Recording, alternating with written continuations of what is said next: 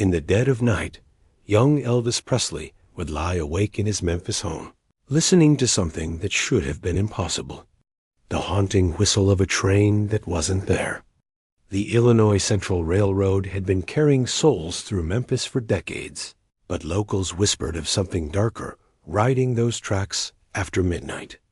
They called it the Mystery Train, a phantom locomotive that appeared on no schedule, carrying passengers who had been dead for years. What Elvis heard in those sleepless nights would later inspire one of his most enigmatic songs. But the truth behind the Mystery Train is far more terrifying than any melody could capture. Tonight, we uncover the real story of death, supernatural terror, and how a ghostly railway shaped the king of rock and roll. The Illinois Central Railroad carved through Memphis like a steel serpent, carrying more than just passengers and freight. By the 1940s, when young Elvis Aaron Presley was growing up in the impoverished Lauderdale Courts housing project, this railway had already earned a sinister reputation that would chill the blood of even the bravest souls. The tracks ran directly past the Presley family's neighborhood, close enough that the thunder of passing trains would shake their thin walls and rattle their windows. But it wasn't the scheduled trains that kept residents awake at night. It was the other one, a train that appeared in railroad logs from the 1920s, but had mysteriously vanished from all official records by 1935. Local historian Margaret Webb documented dozens of eyewitness accounts from the era. Residents reported seeing a coal-black locomotive pulling passenger cars filled with shadowy figures, always traveling northbound between 2:47 and 3:13 a.m. The train moved in complete silence until it reached the crossing near Lauderdale Courts, where witnesses claimed they could hear the agonized screams of passengers trapped inside. The Illinois Central's employee. Records from 1923 reveal a catastrophic derailment that killed 47 passengers and crew members near that exact location. The official cause was listed as mechanical failure, but surviving witnesses told a different story. They spoke of an engineer who had gone mad, deliberately driving his train off the tracks while screaming about taking them all to hell. The railroad company buried the incident deep, paying families to stay silent and destroying most documentation. But the dead, it seemed, weren't finished with their journey. Railroad workers began reporting phantom signals that would activate crossing gates when no train was approaching. Engineers on legitimate runs complained of cold spots in their cabs and the smell of burning flesh that would fill the locomotive for no apparent reason. 3 different engineers requested transfers after claiming they saw the ghostly train running parallel to their own, matching their speed with an impossible precision. The Memphis Commercial Appeal ran a small article in 1934 titled, "Mysterious Night Train Puzzles Residents," but the story was pulled from later editions. Railroad executives had made their position clear. Such stories were bad for business. Yet the sightings continued, and the legend grew stronger with each passing year. Young Elvis, sleeping fitfully in his family's cramped apartment, would later tell friends that he could always tell the difference between a real train and the other one. The real trains announced themselves with proper whistles and the rhythmic clacking of wheels on steel. The Mystery Train moved like a whisper until it didn't, erupting into a symphony of supernatural terror that would haunt his dreams and eventually inspire his music. Elvis Aaron Presley was just 8 years old when he first saw the Mystery Train with his own eyes, an encounter that would leave an indelible mark on his soul and forever change his relationship with the supernatural. The year was 1943, and the Presley family was struggling to survive in the Lauderdale Courts housing project, where thin walls offered little protection from the outside world or what lay beyond it. According to Elvis's own account, shared years later with his close friend Red West, the first sighting occurred during a particularly hot Memphis summer night. Unable to sleep due to the oppressive heat, young Elvis had pressed his face against the window, hoping to catch any hint of a cooling breeze. That's when he saw it, a train unlike any he had ever witnessed before. The locomotive emerged from the darkness like a living shadow, its surface seeming to absorb rather than reflect the moonlight. There were no headlights, no steam, no sound of metal grinding against metal. It glided along the tracks with an otherworldly smoothness that defied the laws of physics. But what terrified the young boy most were the passengers. Through the windows of the passenger cars, Elvis could see dozens of figures seated in perfect rows. They sat unnaturally still, their heads turned toward his window, as if they knew he was watching. Their faces were pale and drawn, with hollow eyes that seemed to burn with an inner fire. Some appeared to be dressed in clothing from decades past, formal, suits and elaborate dresses that belonged to another era entirely. The train continued its silent journey until it reached the crossing near the housing project. Then, as if responding to some invisible signal, every passenger turned to look directly at Elvis's window. The boy later described feeling as though ice water had been poured into his veins. The temperature in his room plummeted, and his breath began to fog in the suddenly frigid air. That's when the screaming started. Not from the passengers, but from the train itself, a metallic shriek that sounded like souls being torn from their bodies. The sound was so intense that Elvis fell backward from the window, covering his ears and sobbing. When he looked again, the train was gone, leaving only the echo of its supernatural cry hanging in the night air. Elvis's mother, Gladys, found him the next morning, still crouched by the window and refusing to explain what had frightened him. But neighbors later reported that several children in the housing project had experienced nightmares that same night, all involving trains and ghostly passengers. Mrs. Henderson from apartment 3B claimed her son had wet his bed and spoken of dead people on a train for weeks. Afterward, the encounters didn't stop there. Elvis reported seeing the mystery train at least 6 more times during his childhood, each sighting becoming more intense and personally directed. He began to feel as though the train was seeking him out, that the passengers were trying to communicate something urgent and terrifying. These experiences shaped his developing psyche in profound ways, instilling both a fascination with death and an acute sensitivity to supernatural phenomena that would influence his music and personal relationships throughout his life. As Elvis grew older and began his meteoric rise to fame, the mystery train evolved from a childhood nightmare into something far more complex and personally significant.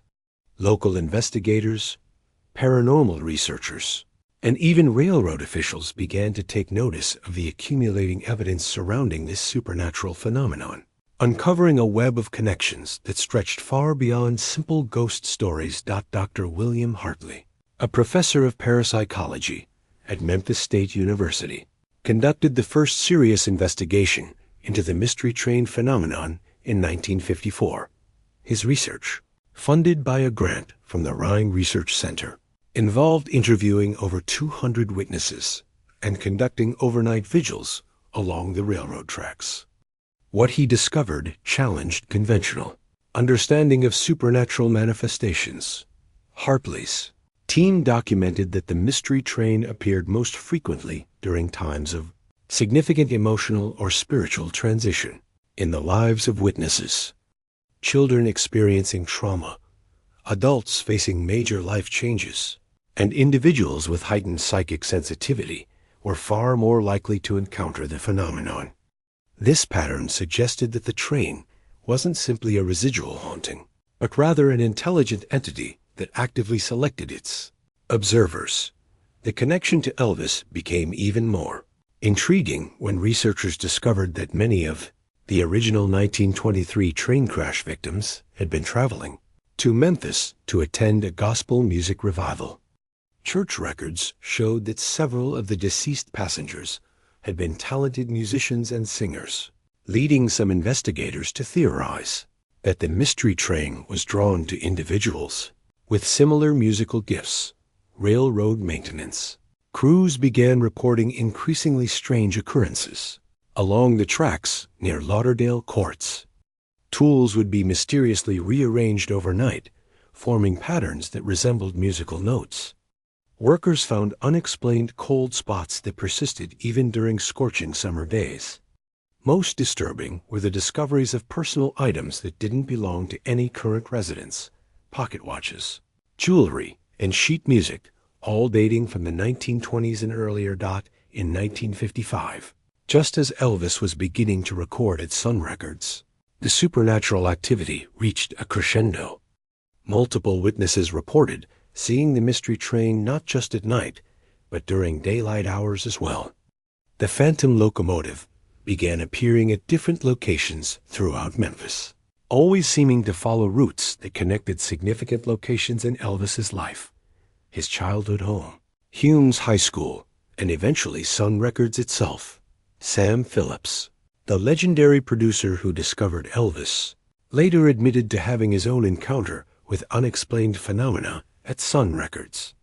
During late-night recording sessions, Phillips reported hearing the distant sound of a train whistle that seemed to come from inside the building rather than from the nearby tracks. Studio equipment would malfunction in inexplicable ways, creating unusual sound effects that some musicians claimed enhanced their performances. Most compelling evidence came from audio recordings made during this period.